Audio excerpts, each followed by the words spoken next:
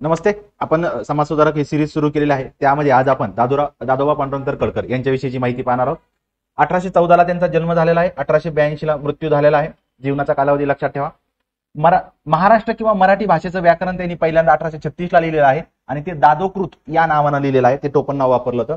जावरा संस्थानाच्या नवाबाचे इंग्रजीचे शिक्षक राहिलेले आहेत, याच्यावर प्रश्न विचारला जातो.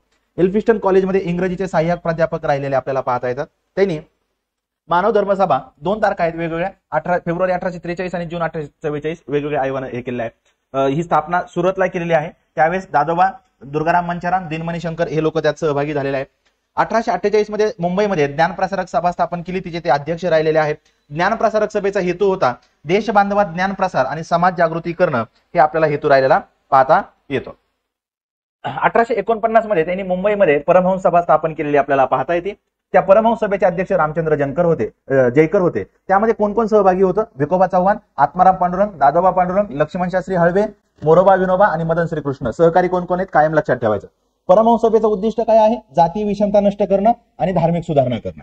मग या परमहंस सभेचे तत्व काय काय होते? जातीभेद नको, मूर्तीपूजा नको, एकेश्वरवाद असला पाहिजे, स्त्री पुनर्विवाहाला प्रोत्साहन आणि सहभोजन केलं जात होतं. परमहंस सभेत सहभागी व्हायचं असेल तर तुम्हाला एक शपथ घ्यावी लागत होती की मी जातीभेद मानणार नाही.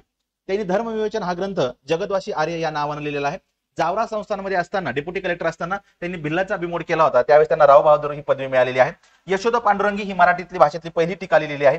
मराठी भाषेचं पाणिनी म्हटलं जातं त्यांना आणि मराठीतलं पहिलं आत्मचरित्र सुद्धा त्यांनी लिहिलेलं आहे. थँक्यू.